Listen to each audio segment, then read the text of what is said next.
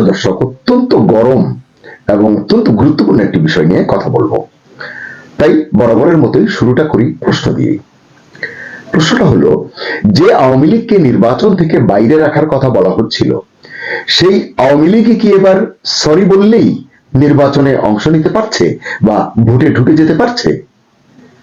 এই যে ইউটার্ন, এটা কি হঠাৎ করেই ইউনূস সরকারের নিজস্ব সিদ্ধান্ত, প্রফেসর ইউনূসের নিজের সিদ্ধান্ত, নাকি ওয়াশিংটন থেকে আসা এক নীরব কিন্তু শক্ত বার্তার ফল?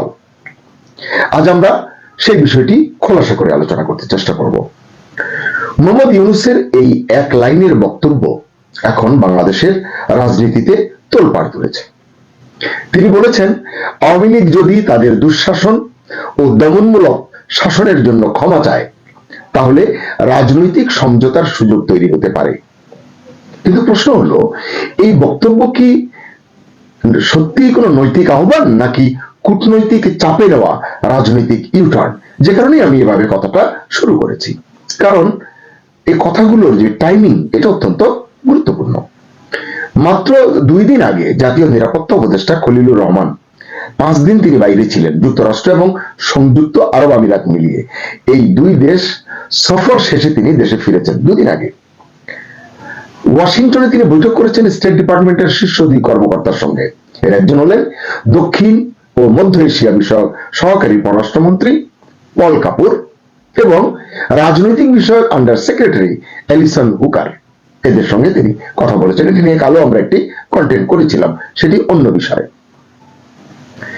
ঢাকার কূটনৈতিক এবং রাজনৈতিক বিশ্লেষকদের মতে আলোচনার মূল বিষয় ছিল আসন্ন নির্বাচন, মানে হুকারের সঙ্গে এবং পল কাপুরের সঙ্গে খলিলুর রহমানের আলোচনার মূল বিষয় ছিল 12 ফেব্রুয়ারির নির্বাচন। কি ছিল এই নির্বাচন, কতটা গ্রহণযোগ্য হবে এবং আদৌ তা অন্তর্ভুক্তিমূলক হচ্ছে কিনা, ইনক্লুসিভ হচ্ছে কিনা। এখানেই আসে যুক্তরাষ্ট্রের ভূমিকার কথাটি। ওয়াশিংটন প্রকাশ্যে কখনো বলেনি কিন্তু যে আওয়ামী লীগকে নির্বাচনে রাখতেই হবে, আনতেই হবে, এটা কিন্তু বলেনি। কিন্তু ইতিহাস বলছে যুক্তরাষ্ট্র সাধারণত মুখে নয়, নীরব কূটনীতির মাধ্যমেই চাপ তৈরি করে। আর সেই নীরব চাপের মধ্যেই হঠাৎ করে মোহাম্মদ ইউনূস বলছেন, ক্ষমা চাইলে আওয়ামী লীগের জন্য দরজা খোলা হতে পারে, রাজনীতির দরজা, নির্বাচনের দরজা। এখানে আরো একটি ক্লু আপনাদের সঙ্গে শেয়ার করতে পারি, আপনারা হয়তো অনেকে দেখেছেন। ট্রাম্প প্রশাসনে দায়িত্ব পালন করা সাবেক 2 জ্যেষ্ঠ মার্কিন কূটনীতিক অ্যালবার্ট গম্বিস এবং মোর্স স্ট্যান, এই 2 জন প্রধান উপদেষ্টা ইউনূসের সঙ্গে গতকাল রাতে, মঙ্গলবার রাতে যমুনায় সাক্ষাৎ করেছেন। ওই সাক্ষাৎকালে, ওই বৈঠকে ইউনূস বলেছেন, সাবেক শাসকরা মানে আওয়ামী লীগ এখনো তাদের অপরাধ অস্বীকার করে যাচ্ছে। এই কথাটি তিনি এর আগেও বলেছেন, কিন্তু গতকাল আবারও বলেছেন। এবং এরপরে যেটি বলেছেন সেটি অত্যন্ত গুরুত্বপূর্ণ। কি ফলে এই যে অপরাধ অস্বীকার করার কারণে ট্রুথ অ্যান্ড রিকনসিলিয়েশন কমিশন গঠনের প্রক্রিয়া শুরু করতে পারেননি, বা এটি শুরু করবার পরিবেশ তৈরি হয়নি। এটি নিয়ে একবার কথা হয়েছিল, কিন্তু তখন আইন উপদেষ্টা বলেছিলেন যে আমরা এটি গঠনের বিষয়ে ভাবছি, পরে আর এটি নিয়ে আলোচনা অগ্রসর হয়নি। তাহলে এর মানে কি? এর মানে হচ্ছে ওই বৈঠকে গম্বিস এবং টোনের সাথে ওই বৈঠকে আওয়ামী লীগকে নিয়ে নিশ্চয়ই কথা হয়েছে, এবং ওই 2 কূটনীতিক হয়তো মার্কিন কোন স্পষ্ট বার্তা মোহাম্মদ ইউনূসকে বলেছেন বা তার কাছে হস্তান্তর করেছেন, তাকে জানিয়েছেন। এর প্রেক্ষিতেই হয়তো ইউনূস বলেছেন, সত্য এবং জাতীয় পুনর্মিলন, রিকনসিলিয়েশন তখনই আসে যখন আপনি স্বীকার করেন যে আপনি ভুল ছিলেন, মানে আওয়ামী লীগকে উদ্দেশ্য করে বলছেন, যখন আপনি আপনার অপরাধের জন্য অনুশোচনা ও অনুতাপ দেখান এবং সঠিক পরিবেশ সৃষ্টি করেন। এ কথা সত্য, এটি আওয়ামী লীগের জন্য তিনি এর আগেও বলেছেন। কিন্তু তিনি বলছেন, এখন পর্যন্ত তাদের, অর্থাৎ আওয়ামী লীগ সরকারের কোনো অনুতাপ নেই, বরং তারা দাবি করছে জুলাই আন্দোলনের সময় নিহত যুবকদের হত্যা করেছে সন্ত্রাসীরা। তাদের অপরাধের পাহাড় সমান প্রমাণ আছে, মানে আওয়ামী লীগের অপরাধের পাহাড় সমান প্রমাণ আছে, সেগুলো সব জঘন্য অপরাধ, তবু তারা সম্পূর্ণ অস্বীকার করে আসছে, এটি ইউনূস বলছেন। আবার তিনি বলছেন, এই আলোচনার পরে আবার আরো একটি ইস্যুতে তিনি বলছেন যে নির্বাচন 12 ফেব্রুয়ারিতেই হবে, একদিন আগেও নয়, একদিন পরেও নয়। মানে এই জায়গায় তিনি খুব দৃঢ় আছেন। এবং বলছেন যে শেখ হাসিনার সমর্থকদের দায়ী করে ইউনূস বলেন, তৎকালীন ফ্যাসিস্ট সরকারের সমর্থকেরা নির্বাচনকে ঘিরে বিভ্রান্তি সৃষ্টির উদ্দেশ্যে ভুয়া খবর ও অপতথ্য ছড়াচ্ছে। আসলে ইউনূসের গতকাল রাতের আহ্বান তার আগের বক্তব্যগুলোর সঙ্গে স্পষ্টতই কিছুটা সাংঘর্ষিক। কারণ এর আগেও ইউনূস সরকার এবং তার ঘনিষ্ঠ রাজনৈতিক শক্তিগুলো বলেছিল আওয়ামী লীগের দুঃশাসনের বিচার ছাড়া তাদেরকে রাজনীতিতে সুযোগ দেওয়ার প্রশ্নই আসে না, রাজনীতিতে ফিরবার সুযোগ দেওয়া যাবে না। তাহলে হঠাৎ এই নমনীয়তা কেন? বিশ্লেষকরা বলছেন এখানে আন্তর্জাতিক সমীকরণই বড় ফ্যাক্টর। আপনারা তো জানেন যে ভারত শুরু থেকেই চেয়েছে বাংলাদেশের নির্বাচন যেন কোনো বড় রাজনৈতিক শক্তিকে বাইরে রেখে না হয়, অর্থাৎ অন্তর্ভুক্তিমূলক হয়, সব দল অংশ নিতে পারে। যুক্তরাষ্ট্র চায় এমন একটি নির্বাচন যেটাকে আন্তর্জাতিকভাবে প্রশ্নবিদ্ধ করা যাবে না। এই দুই চাপের মাঝখানে দাঁড়িয়ে ইউনূস সরকারের সামনে বিকল্প হয়তো খুব বেশি নেই। তাই ক্ষমা শব্দটি এখন আসলে হয়ে উঠেছে রাজনৈতিক টুল।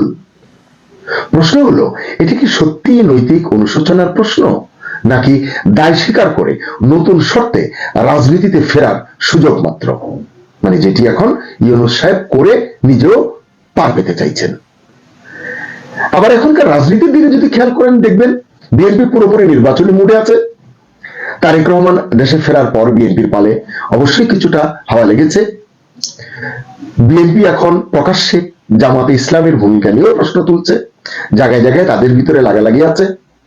বিএনপি চায় নির্বাচন হোক, কিন্তু এমন ভাবে যাতে হঠাৎ করে নতুন কোন সমীকরণ তৈরি না হয়। তাই এই ক্ষমা চাওয়া, যদি আওয়ামী লীগ চায় এবং ক্ষমা চাইলে নির্বাচনে অংশ নেওয়ার সুযোগ যদি পেয়েই যায় আওয়ামী লীগ, সেটা কিভাবে নেবে বিএনপি এবং জামাত, এটি অত্যন্ত গুরুত্বপূর্ণ প্রশ্ন রাজনীতির এই মুহূর্তের যে বাতাবরণ সেখানে। কারণ আওয়ামী লীগের সম্ভাব্য প্রত্যাবর্তন, মানে যদি হয়, পুরো মাঠটাই তখন নতুন করে বদলে যাবে। নির্বাচনের মাঠ, রাজনীতির মাঠ পুরো বদলে যাবে। তবে একটা বড় প্রশ্ন এখনো অমীমাংসিত। এই যে আমরা ক্ষমা চাওয়ার কথা বলছি, ইউনূস সাহেব বলেছেন, আসলে আওয়ামী লীগ কি আদৌ ক্ষমা চাইবে? তাদের টোন কি, তারা কি বলছে সেটিও তো বোঝা দরকার। এক হাতে তো আর তালি বাজবে না। চলুন দেখি আওয়ামী লীগ আজকাল কি বলছে। শেখ হাসিনা এবং তার দল বলছে নো ভোট, নো ভোট, মানে বাংলা করলে দাঁড়ায়, মানে নৌকা না থাকলে কোনো ভোট নয়। নৌকা হচ্ছে আওয়ামী লীগের নির্বাচনী প্রতীক, এটি তো নেই এখন, জানেন। এটাই এখন আওয়ামী লীগের স্লোগান। গতকাল মঙ্গলবার এই স্লোগান দিয়েই দেশবাসীর কাছে মোহাম্মদ ইউনূসের নেতৃত্বাধীন অন্তর্বর্তী সরকারের তত্ত্বাবধানে আয়োজিত যেটি হতে যাচ্ছে ত্রয়োদশ জাতীয় সংসদ নির্বাচন বয়কটের ডাক দিয়েছেন ক্ষমতাচ্যুত এবং নির্বাসিত প্রধানমন্ত্রী শেখ হাসিনা। আওয়ামী লীগের তরফে প্রকাশিত 1.5 পাতার আবেদন পত্রে জাতির 1.5 পাতার একটি পত্র, সেখানে জাতির উদ্দেশ্যে শেখ হাসিনা আর্জি জানিয়েছেন, ফ্যাসিস্ট ইউনূস জঙ্গি পাহারায় ভোট করাতে চায়, সেই ভোট দিতে যাবেন না। যে ব্যালটে নৌকা প্রতীক থাকবে না, যে নির্বাচনে আওয়ামী লীগ অংশগ্রহণ করতে পারবে না, সেখানে আমাদের সমর্থক, মানে আওয়ামী লীগের সমর্থক কোন ভোটারেরা কেউ ভোট কেন্দ্রে যাবেন না, এটি তার তরফ থেকে আহ্বান। মাস 3 আগে রয়টার্সকে দেওয়া এক সাক্ষাৎকারেও ভোট বয়কটের ইঙ্গিত দিয়েছিলেন শেখ হাসিনা। তাহলে বোঝা গেল যে এই হচ্ছে আওয়ামী লীগের অবস্থান নির্বাচনে অংশ নেওয়া না নেওয়া নিয়ে। আবার যদি মনে করা হয় যে আওয়ামী লীগ সত্যিই ক্ষমা চায়, কারণ রাজনীতিতে তো শেষ কথা বলে কিছু নেই, তো যদি ক্ষমা চায়, সেটা কি আওয়ামী লীগের জন্য রাজনৈতিক আত্মসমর্পণ হবে, নাকি বহুদিন পর নির্বাচনী রাজনীতিতে ফেরার কৌশলী চাল হবে? প্রধান উপদেষ্টা ইউনূসের একটি বাক্য আজ বাংলাদেশের রাজনীতিকে দাঁড় করিয়ে দিয়েছে এক বড় ক্রসরোডে। এই রাস্তা কোথায় গিয়ে শেষ হবে? ঘোষিত তফসিল অনুযায়ী, মানে 12 ফেব্রুয়ারি অনুযায়ী এই নির্বাচন ফেব্রুয়ারিতেই হবে, নাকি নতুন তফসিল ঘোষণার উপলক্ষ তৈরি হবে, নতুন তফসিল ঘোষণা করা হবে? কারণ আওয়ামী লীগ যুক্ত হলে তো তফসিল বদলাতেই পারে, এমন রেকর্ড অতীতে কিন্তু আছে। নাকি নতুন সমঝোতায় পথ চলা শুরু হবে? এই প্রশ্নগুলো কিন্তু উঠছে, এবং এই প্রশ্নের উত্তরগুলি এখন আমাদের অপেক্ষা করে দেখার বিষয়। সুপ্রিয় দর্শক শ্রোতা, শেষ করার আগে আপনার জন্য প্রশ্ন, যে দলকে মানে আওয়ামী লীগকে গণতন্ত্র ধ্বংসের দায়ে ক্ষমতার বাইরে রাখার প্রাণান্ত চেষ্টা হয়েছিল বা হচ্ছে, তারা কি আবার শুধু সরি বলেই ভোটের মাঠে ঢুকে পড়তে যাচ্ছে, নাকি এই যে ক্ষমার রাজনীতি আসলে আওয়ামী লীগকে বাঁচানোর জন্য নয়, একটা প্রশ্নবিদ্ধ নির্বাচনকে আন্তর্জাতিকভাবে বৈধ দেখানোর কৌশল, যেটি নিয়ে আমরা এতদিন কথা বলেছি, যে নির্বাচন তিনি করছেন, ইউনিক বলছেন, ঐতিহাসিক করবেন বলছেন, সেটি আসলে ভোটাররা অংশ না নিলে হবে কিনা, বিশ্ববাসীর স্বীকৃতি পাবে কিনা, এই প্রশ্নটিও কিন্তু ইউনূস সাহেবের সামনে অনেক বড় একটি পরীক্ষা হয়ে দাঁড়িয়েছে। তাই ইউনূস কি সত্যি ন্যায় বিচার চাচ্ছেন, নাকি আন্তর্জাতিক চাপ সামলাতে গিয়ে রাজনীতির দিকটাই আসলে বদলে ফেলছেন? রায় আপনার, কমেন্টে লিখুন সেই রায়ের কথা। ক্ষমা না বিচার, নির্বাচন না সমঝোতা।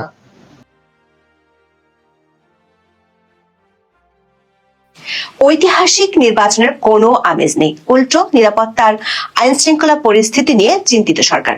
সরকারের মিত্রদের খুশি রেখে কতটুকু দায়িত্ব পালন করতে পারবে তা নিয়ে চিন্তিত পুরো পুলিশ বাহিনী। আর সরকারের মিত্রদের ঘুম হারাম হয়ে যাচ্ছে জোট আর আসন ভাগাভাগি নিয়ে। সরকার, প্রশাসন আর সরকারি মিত্রদের এসব চিন্তা দৃশ্যমান, এসব নিয়ে নিয়মিত গণমাধ্যমে খবর প্রকাশিত হচ্ছে। তবে পর্দার আড়ালে সরকারের মানে যমুনার যে চিন্তা, সেটি একেবারে ভিন্ন কিছু নিয়ে, যারা মাঠে নেই তাদেরকে নিয়ে। মাঠে না থেকেও সরকারের চিন্তা বাড়াচ্ছে কার্যক্রম নিষিদ্ধ থাকা আওয়ামী লীগ। চিন্তা বেড়েছে জাতীয় নিরাপত্তা উপদেষ্টা খলিলুর রহমানের মার্কিন সফরের পর। সূত্রগুলো বলছে, আওয়ামী লীগকে ফেরানোর প্রক্রিয়া নিয়ে কাজ করতে গত মে মাসে বিদেশিরা ট্রুথ অ্যান্ড রিকনসিলিয়েশন কমিশনের সুপারিশ করেছিল। সেজন্য সরকারের আইন উপদেষ্টা ও সাবেক প্রধান বিচারপতি দক্ষিণ আফ্রিকা সফরও করেছিলেন। সে চিন্তায় কেন ভাটা পড়েছে সে বিষয়ে জানতে চেয়েছে আমেরিকা সহ বেশ কয়েকটি দেশ। সাথে যোগ হয়েছে আরো বেশ কয়েকটি দেশ এবং সংস্থার পক্ষ থেকে অন্তর্ভুক্তিমূলক নির্বাচনের চাপ। আবার গোয়েন্দা সংস্থাগুলোর আশঙ্কা হলো, নির্বাচনের মাঠ থেকে আওয়ামী লীগকে পুরোপুরি বাইরে রাখায় সহিংসতা আর বিশৃঙ্খলা বেড়ে যেতে পারে বহুগুণে, যেটি সামাল দেয়া অসম্ভব হয়ে পড়তে পারে। সাথে সংখ্যালঘু নির্যাতনের ঘটনা বাড়লে বিদেশিদের প্রশ্নের মুখে পড়তে হতে পারে সরকারকে। গোয়েন্দা সূত্রগুলো বলছে, নির্বাচনের বিরুদ্ধে আওয়ামী লীগের নেতা কর্মীরা 18 জানুয়ারির পর ব্যাপকভাবে সক্রিয় হতে পারে। এমন পরিস্থিতিতে দেশে ও বিদেশে নানা তরফ থেকে আওয়ামী লীগকে নিয়ে আসা নানামুখী চাপ নিয়ে এখন সরকারকে ভাবতে হচ্ছে। অন্যদিকে সরকারের 3 মিত্রই চিন্তিত কিভাবে আওয়ামী লীগের ভোটগুলো নিজেদের বাক্সে আনা যায়। বলা যায়, মাঠে না থেকে মাঠের অনেকখানি দখলে রেখেছে আওয়ামী লীগ। নির্বাচনে সুষ্ঠু পরিবেশ বজায় রাখতে সবচেয়ে বড় দরকার শক্তিশালী আইন শৃঙ্খলা বাহিনী। কিন্তু গণমাধ্যমের খবর হলো, ভোটকে ভয় পাচ্ছে পুলিশ। ভোটের দিন স্বাধীন ও চাপ মুক্তভাবে দায়িত্ব পালন করা যাবে কিনা তা নিয়ে বাহিনীর ভেতরে সৃষ্টি হয়েছে এক ধরনের ভীতি, শঙ্কা। পুলিশের শীর্ষ কর্মকর্তাদের আশঙ্কা, মাঠ পর্যায়ে রাজনৈতিক ও অন্যান্য চাপের কারণে নিরপেক্ষভাবে দায়িত্ব পালন বাধাগ্রস্ত হতে পারে। সে কারণে নির্বাচনের দিন আইন অনুযায়ী স্বাধীনভাবে দায়িত্ব পালনে সরকারের কাছ থেকে নিশ্চয়তা চায় পুলিশ। আবার প্রতিদিনই খুন আর সন্ত্রাসী ঘটনা ঘটছে, জানিয়ে সুষ্ঠু ও শান্তিপূর্ণ ভোট নিয়ে জনমনে আছে আতঙ্ক।